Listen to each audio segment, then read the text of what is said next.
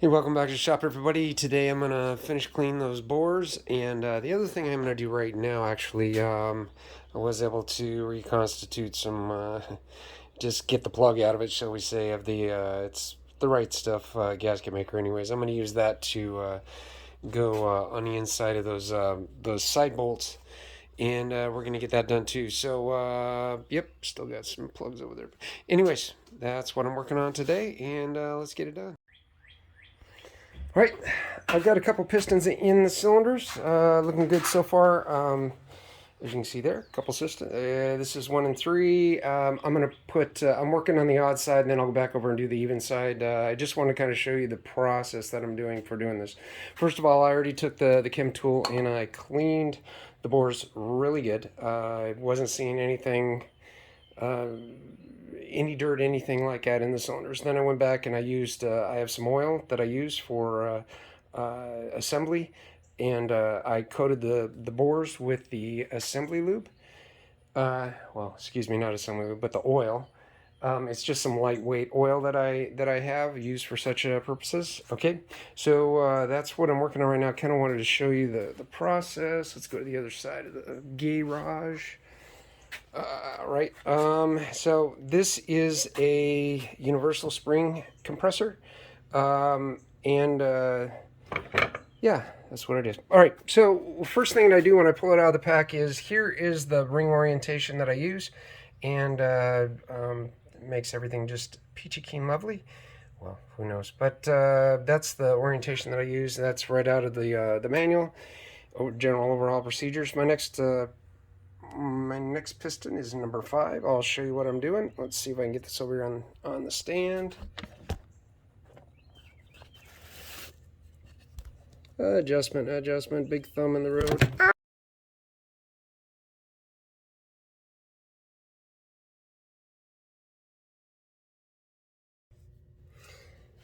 Hey guys, I went through my video and I realized that what I was trying to show you guys, I didn't have it in frame when I was filming it. So I have one piston left to put in the engine at this point. I thought I would run back through it and show you exactly what I was doing, my process for what I was doing to get the pistons in the engine. So with that said, I'm missing something here. It helps if you have things that you need. Okay, so ring compressor. All right, so what we have here is the piston. First thing we're going to do is I am going to clock the rings on this piston. Now, this is easier said than done, so it is what it is. I don't know if you can see this on the in the book here, but it gives a general orientation. And what you want to do, everything is based off the front of the piston, or the front of the engine. The arrows points towards the front of the engine. And what you got to do is you got to find the ring. Oh yeah, this is always the fun part. Let's see if I can find it. There is where the spacer. There is something. There it is, right there. Okay, it needs to go at about the 8 o'clock direction. All right, is that... All right, we're good there. And the bottom rail, which is they're calling it the bottom rail in the book, but it is the bottom oil control ring, needs to go at about the 10 o'clock position. Now, if I could find it, I would be doing something. Jeez Louise.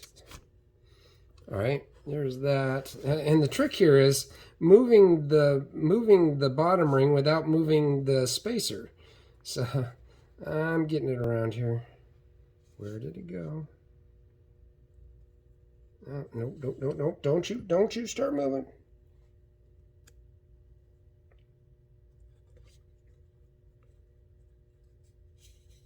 We'll check that. We'll check that spacer here in just a second. Like I said, this is easier said than done, and I just moved the spacer like all over the place. Where did the gap go? It's really hard to tell where the... All right, there it is.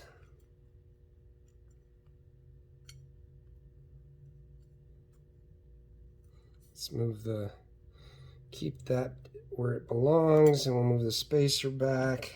I said it's like herding cats almost. Nearly impossible. All right, so that's good enough, and we'll put this other one goes down. The top ring goes at about 5 o'clock.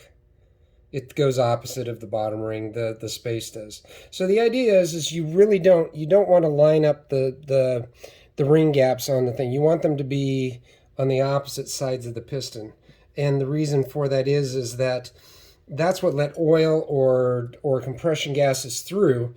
And if you had them lined up, it would just be shooting gases right down past there, or oil up through it, and it just act as a pump. So what you want to do is get those on opposite sides, and we're going to let's get the ring gap for the top one, which is pretty easy. That goes at about the 2 o'clock, and the number 2 goes back down here at about the 7 o'clock. All right, so when I get done with this, I will put it all back together in the right order. I double check them is what I mean. All right. All right, I'm happy with that. All right, so the next thing that I'm going to do, I'm going to get some oil. It's a little goopy right now as it is, but I'm going to get some oil and put on there just so it will do what it's supposed to do. I don't want it to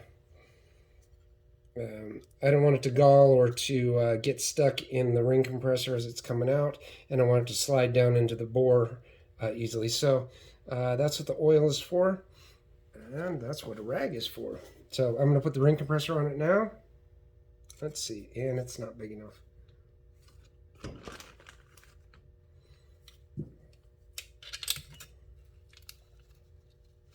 Just releasing that out a little bit.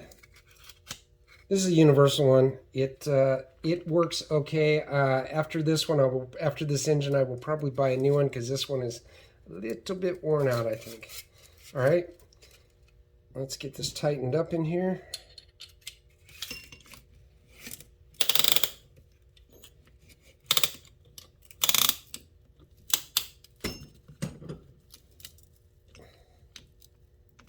All right, so, oops.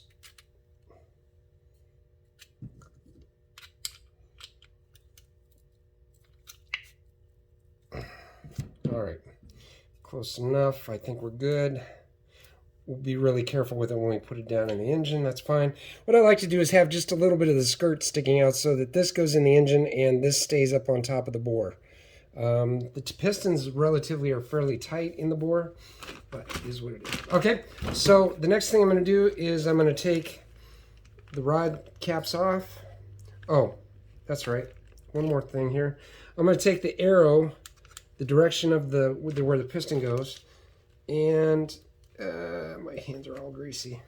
I'm going to mark the bottom of in the direction which would be the front of the engine. All right, double check that. Yep, still good. I'm gonna take the rod cap off here.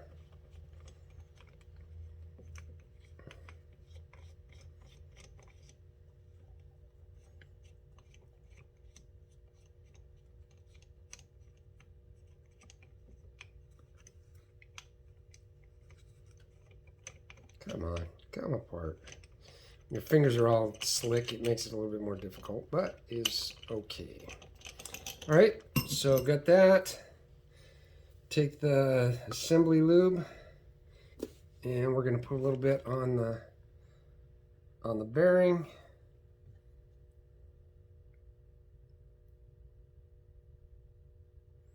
All right, now what I'm going to do, I'm going to take this over.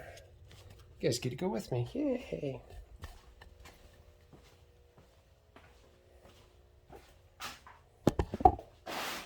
All right, that should give you a pretty good view on the number 8 cylinder, or yep, number 8, it's what's left. What I'm going to do, I'm going to take the arrow, and it's going to point forward, so I'll just turn this up. Oh, I'm sorry, I need to do one more thing first. I'm going to turn the crankshaft so that the journal is on the bottom side. All right, there we go. All right, let's put this little bad boy in here.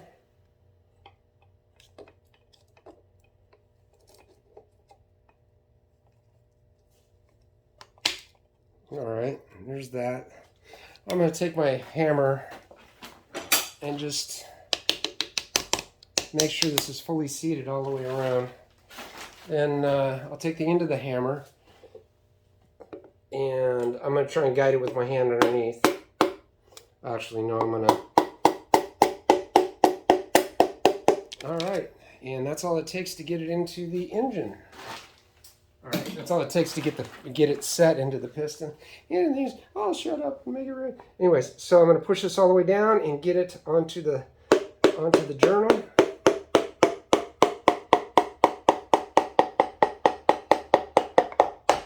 All right, now it's solid against the journal. I'll show you that in just a second.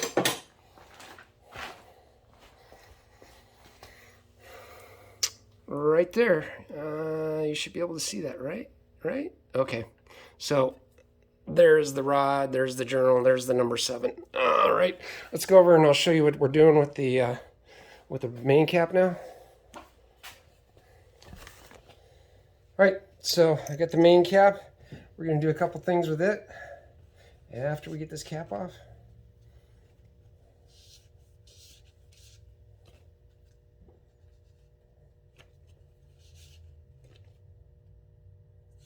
All right, this is ARP Ultra Torque. It's fastener assembly lube. They specified for their fasteners. These obviously are not ARP, but it's very good. It works very well for making sure that the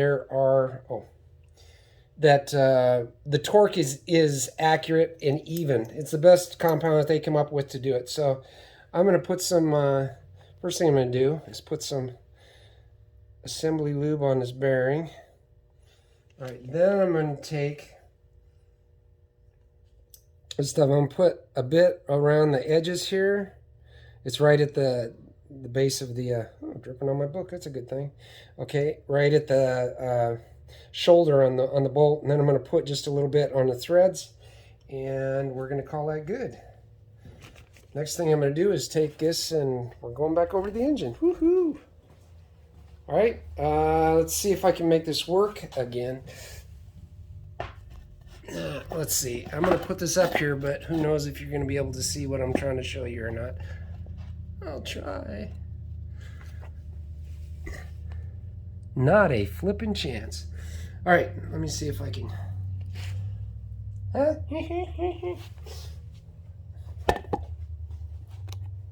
All right, this is what we're going to do.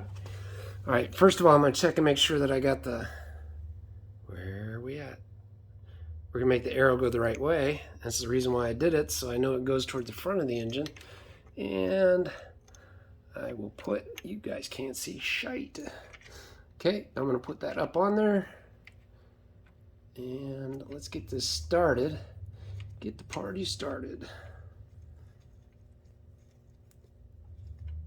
All right, so both of those are started. What I'm going to do is grab my, this is my small impact that I got for that. I am not going to run an impact on the thing. What I'm going to do is just use it to cinch up the bolts.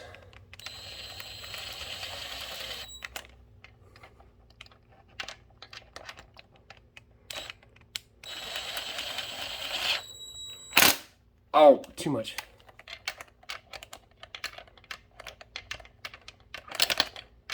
Anyways, I will loosen that one back up. So the only thing left I have to do with that is to go through and torque those caps. But all of the pistons are now in, and that part is good to go. All right, if you remember from when I was checking the clearances on these bearings, you probably remember that I have to tighten these in 2 steps. The first step is to run it to 15 foot-pounds, which I have my torque wrench set to right now. All right, there's one.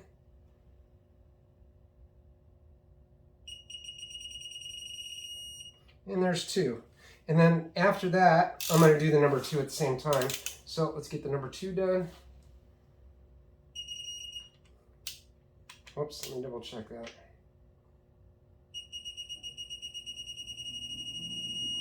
Good idea that I did. All right, and the number in the second one.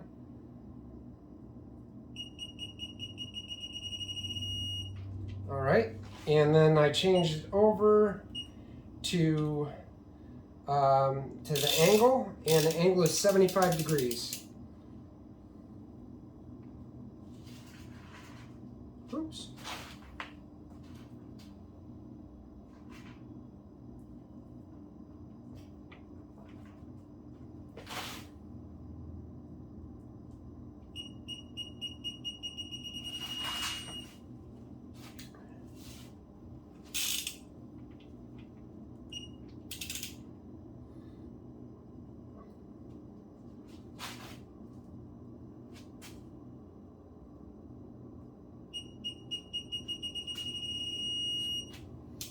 All right, there's the first one.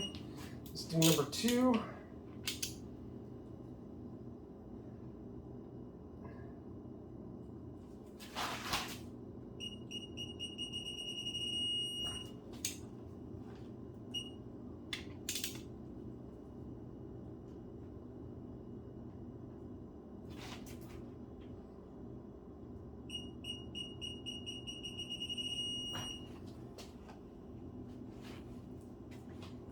All right, and the process is the same. I go through and I do it for all 8.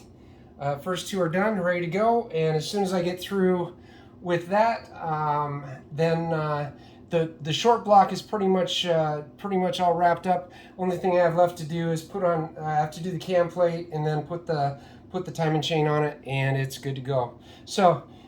Rather than bore you guys with more and more stuff, anyways, I'll just go through and do this. And so, I appreciate you guys hanging with me. I appreciate what you're doing, watching. I ask if you would please to like, share, and subscribe. And we'll get this engine done. How's that sound? Anyways, in the meantime, be well.